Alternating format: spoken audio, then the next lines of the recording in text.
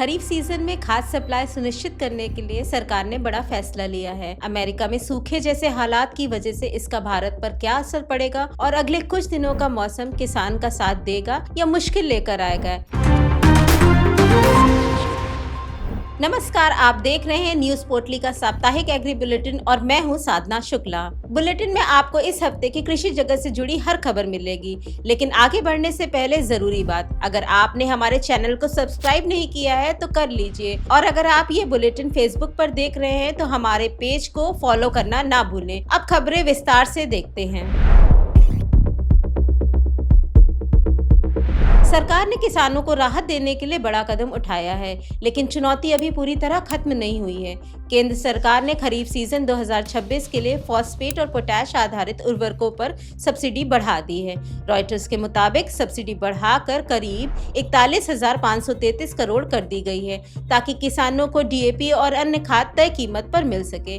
वैश्विक बाजार में खाद के लिए जरूरी कच्चे माल की कीमतों में तेजी बनी हुई है, जिसकी एक वजह ईरान अमेरिका तनाव को भी माना जा रहा है। विशेषज्ञों का कहना है कि आने वाले हफ्तों में कीमतों पर इसका असर दिख सकता है। आपको बता दें, वैश्विक बाजार में यूरिया की कीमत करीब $700 प्रति टन और डीएपी 750 से $770 प्रति टन तक पहुंच गई है। भारत अपनी जरूरत का बड़ा हिस्सा आयात करता है। करीब 30% डीएपी और 20 से 30% यूरिया खाड़ी देशों से आता है। खाद की उपलब्धता सुनिश्चित कराने के लिए सरकार ने एक और बड़ा फैसला लिया है। Ministry of petroleum and natural gas उर्वरक सेक्टर को मिलने वाली प्राकृतिक गैस की आपूर्ति बढ़ा दी है। मंत्रालय की संयुक्त सचिव सुजाता शर्मा ने बताया कि अब खाद बनाने वाली फैक्ट्रियों को उनकी पिछले 6 महीनों की औसत जरूरत का करीब 95% गैस मिलेगा, जो 9 अप्रैल 2026 से लागू हो गया है। इससे पहले 6 अप्रैल को यह सप्लाई 90% कर दी गई थी। भारत में उर्वरक सेक्टर देश की कुल गैस खपत का करीब 28% इस्तेमाल करता है। हर महीने औसतन 1600 से 1700 million standard cubic metre gas इसी सेक्टर में खपत होती है और 1 million standard cubic metre gas में लगभग 1600 टन यूरिया तैयार किया जा सकता है। अब एक बड़ा पॉलिसी फैसला, जिसका असर सीधे बाजार पर पड़ेगा। केंद्र सरकार ने पीली मटर आयात पर ड्यूटी फ्री छूट को आगे बढ़ा दिया है, ताकि घरेलू कीमतों को नियंत्रित रखा जा सके। भारत इस दाल का बड़ा आयातक है और मुख्य रूप से कनाडा जैसे देशों से इसकी खरीद करता है। इस फैसले से बाजार में सप्लाई बने रहने की उम्मीद है। हालांकि विशेषज्ञों का मानना है कि इससे घरेलू किसानों को मिलने वाले दाम पर दबाव बढ़ सकता है। आने वाले समय में इसका असर मंडियों में देखने को मिल सकता है। भारतीय मौसम विभाग के अनुसार अगले कुछ दिन भारत के अलग अलग हिस्सों में मौसम का मिला जुला असर रहेगा। एक ओर उत्तर पूर्वी राज्यों में बारिश का सिलसिला जारी रहेगा, तो दूसरी ओर मध्य और उत्तर पश्चिम भारत में तापमान बढ़ने की संभावना है। दिल्ली, एनसीआर, उत्तर प्रदेश, पंजाब और हरियाणा में 13 अप्रैल तक मौसम ज्यादातर साफ रहने की उम्मीद है।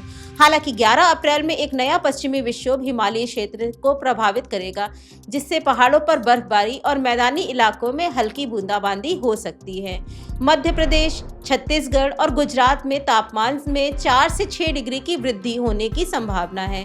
कई इलाकों में लू जैसी स्थिति बन सकती है। वहीं उत्तर पूर्वी राज्यों असम, मेघालय, अरुणाचल प्रदेश में अगले 4-5 दिनों तक गरज चमक के साथ मध्यम से भारी बारिश हो सकती है। तमिलनाडु और आंध्र प्रदेश के तटीय इलाकों में गर्मी और उमस बढ़ेगी। बदलते मौसम और बदलती गर्मी को देखते हुए कृषि वैज्ञानिकों ने सलाह दी है कि उत्तर भारत के जिन किसानों ने अभी तक गेहूं या सरसों की कटाई नहीं की है, वे इसे जल्द से जल्द पूरा करें। 11-12 अप्रैल के बाद आने वाले पश्चिमी विक्षोभ से फसल को टर्मिनल हीट स्ट्रेस यानी कि अचानक गर्मी से दाना सूखने का खतरा हो सकता है। बढ़ते तापमान को देखते हुए धान, मक्का और सब्जियों, खासकर टमाटर, मिर्च, बैंगन में हल्की और बार बार सिंचाई करें। शाम के समय सिंचाई करना ज्यादा फायदेमंद रहता है। भारत भारत के साथ ही अमेरिका में भी मौसम ने किसानों के लिए चिंता खड़ी कर दी है और उसका असर यहाँ भी दिख सकता है। अमेरिका के कई हिस्सों में सूखे और अत्यधिक गर्मी की वजह से फसल उत्पादन प्रभावित हुआ है। रिपोर्ट्स के मुताबिक इसका असर गेहूं, मक्का के साथ फसलों की पैदावार पर भी देखा जा सकता है। इससे वैश्विक खाद्य सप्लाई पर दबाव बन सकता है और कीमतों में तेजी आने की संभावना जताई जा रही है।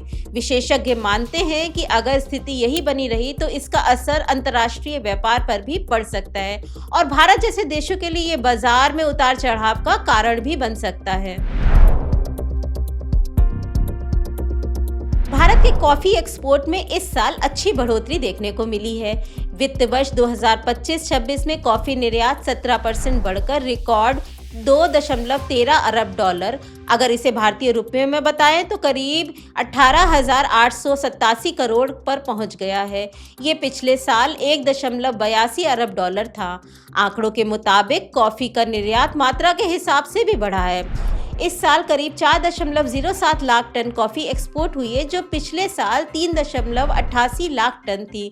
मात्रा में लगभग 4.65% की बढ़ोतरी हुई है। कॉफी की कीमतें बढ़ने का भी बड़ा असर पड़ा है। इस साल प्रति टन कॉफी की कीमत बढ़कर करीब 4.64 लाख हो गई है, जो पहले 3.96 लाख थी। सरकार ने इस सीजन 2026-27 के लिए 30.3 मिलियन टन गेहूं खरीद का लक्ष्य रखा है। मंडियों में आवक बढ़ने के साथ ही खरीद प्रक्रिया तेज होगी। हाल ही में गेहूं निर्यात पर भी प्रतिबंध हटाने के बाद वैश्विक मांग बढ़ी है, जिससे घरेलू कीमतों को निचले स्तर पर सहारा मिल रहा है। फिलहाल औसत थोक भाव 2300 से 2500 रुपए प्रति क्विंटल के बीच बने रहने की उम्मीद है। बात अगर लहसुन की करें तो नई फसल की आवक बढ़ने से कीमतों में हल्की नरमी देखी जा सकती है। इंदौर जैसी प्रमुख मंडियों में भाव करीब 300 रुपए प्रति क्विंटल से शुरू होकर अधिकतम 12,500 रुपए प्रति क्विंटल तक पहुंच रहे हैं, जबकि ज्यादातर ट्रेड 2,000 रुपए प्रति क्विंटल के आसपास हो रहे हैं। अगले सप्ताह आवक और बढ़ने से कीमतों में स्थिरता आ सकती है। दलहन और तिलहन का हाल देखें तो गर्मी की मूंग की फसल आने और पहले का स्टॉक सीमित होने के कारण कीमतों में मजबूती देखी जा रही है। वहीं अंतर्राष्ट्रीय स्तर पर पाम ऑयल और सोया तेल की कीमतों में उछाल के कारण घरेलू बाजार में सरसों और सोयाबीन के भाव में 2 से 3% की तेजी आने की संभावना है। अगर फल सब्जी के किसान भाई व्यापार और मार्केटिंग सीखना चाहते हैं तो मुंबई में 16 से 17 अप्रैल को आयोजित फेयर फ्रेश प्रोड्यूस इंडिया 2026 में विजिट कर सकते हैं। जगह नोट कर लीजिए, ट्राइडेंट नरीमन पॉइंट मुंबई। ये मुख्य रूप से फल और सब्जियों के ताज़ा उत्पादों, फ्रेश प्रोड्यूस के बिजनेस नेटवर्किंग और एक्सपो पर केंद्रित है। इसमें नई तकनीक और अंतर्राष्ट्रीय बाजार के रुझानों पर चर्चा होती है। अगर आप गेहूं बेचने की योजना बना रहे हैं तो सरकारी केंद्रों एमएसपी पर पंजीकरण सुनिश्चित करें, क्योंकि खुले बाजार में निर्यात के बावजूद भाव फिलहाल एमएसपी के इर्द गिर्द ही घूम रहे हैं। लहसुन के छोटे किसान अभी फसल को रोक कर न रखें, क्योंकि आवक बढ़ने से भाव गिर सकता है। ध्यान रहे, हम बाजार भाव की खबरें आप तक न्यूज और ट्रेंड्स के आधार पर लेकर आते हैं। ऐसे में खरीदने या बेचने का फैसला आप अपने हिसाब से लें। न्यूज पोर्टल इसकी जिम्मेदारी नहीं लेता। इस बुलेटिन में फिलहाल इतना ही। अगर आप इस बुलेटिन में कुछ बदलाव चाहते हैं या आपको लगता है कि इसमें सुधार की जरूरत है तो हमें कमेंट में जरूर बताएं।